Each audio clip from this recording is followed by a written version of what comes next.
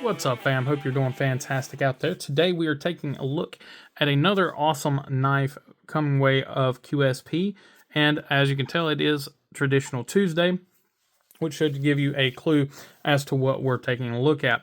So this is the QSP Hedgehog and the spear point variant. So this is the 14C Blue Bone. Really cool stuff. I do also have a second version of the Hedgehog here. This is the exclusive from C. Reisner or TPK. This specific one, or this model, isn't available. The exclusive Hedgehogs are no longer available. So I'm not going to spend a lot of time on this. I did just want to show it for you guys. So you cannot get these as of filming. You can get these, and we'll talk about that here in just a minute. So let's go ahead and jump into the knife itself.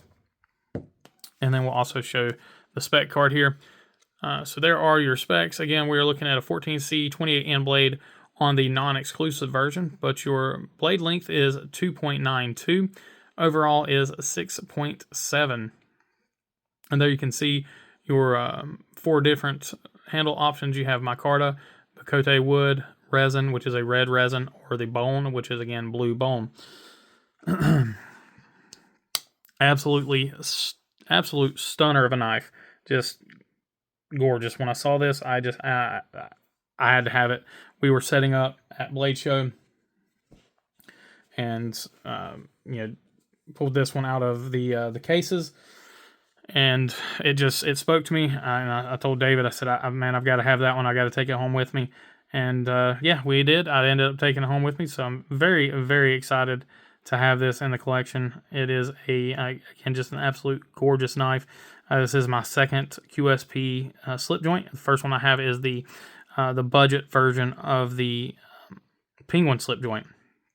So now I just need to get the the Warncliffe version of the Hedgehog, and I think I'll be set on these guys for a little while.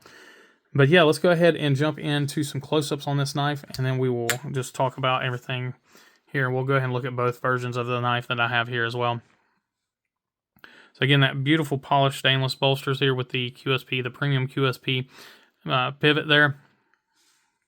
That beautiful natural material here with the bone. And we just looked at in a previous video, I don't know when this is going up or when this is, you'll see this, but I did just take a look at a TPK knife, the Kentucky Holler Jack, and it's using bone as well. And I can tell that they're manufactured by the same people.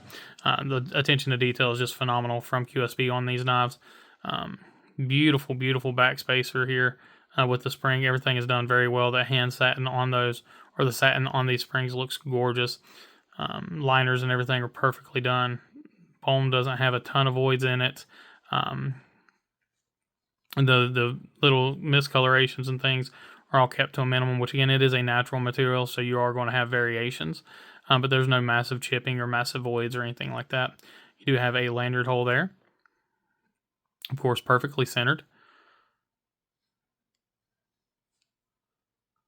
Taking a look at this side, all your gapping again is absolutely phenomenally well done. No issues, no catch points or anything like that. Go ahead and put it in half stop, check our spring height. Absolutely perfect. Of course, again, we do have a stop pin knife, so no traditional kick. Blade height on open, or spring height on open, is perfect. There's your 14C branding, QSP branding. You do have a sort of late plunge grind here, but that's not a big issue. You do have a hollow ground 14C 28N blade here. Of course, satin. It is more of a machine satin on this knife. Sharpening per usual with QSP looks to be pretty good. Not seeing any real issues there. Tip looks pretty good. I think it might be off just a hair. Yeah, you can see it right there. There you go. So now you can see it pretty well. So the tip is off by just a hair. Not too bad, but it's going over to the to my left there. Long pull, of course, no issues there at all. Everything looks great. Inside, the internals all look to be well done. And then let's listen for that walk and talk.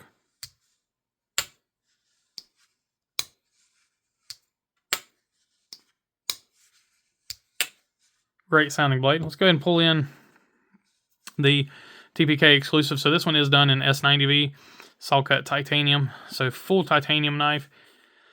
No liners, nothing like that. So definitely thinner and lighter. These are 2.7 ounces compared to the 3.6 ounces on the bone versions. Same recipe though, everything looks good. Now the one thing I will say is this thing has a pull strength of like a 10. It is easily twice as strong on the pull weight as the one that I have there, the blue bone one. Spring height and everything is done well. Blade looks exactly the same. And on this one, the tip is honestly about the same. This one's a little bit better though. Tip is pretty good though, not too shabby. So yeah, so this one has an absolutely insane pull strength. And because of that, the snap is insane as well. I definitely prefer mine, quite honestly. The it's actually a usable knife. The other one is just way too strong for for me anyway. I mean, I'm sure it's probably fine for other people, but just way too strong for me. One-handed operation is no problem. So yeah, this one's actually doable as a everyday carry knife. Now, as far as the handle, the Hedgehog is concerned, this thing is beautiful in the hand. Perfect size for me as far as for a traditional. It's just on the cusp of being too small, but just right in that perfect spot, that perfect area. You could stand to be a little bit longer, but again, I'm not going to not going to mix it. But it sits right in the hand, right where I want it. So 50-50 grip is good. Comfort's good. It's thicker than the titanium one, as we talked about, so it does feel the hand a little bit better. And really, really excited about this one. Now there are all 4 variations are currently available, all on QSP's website. I'll have them linked down below. Your blue bone, you're looking at $88. All your other versions are $86. So the wood, the micarta, and the resin are all $86. I'll have pictures of those flying across the screen as I'm talking here.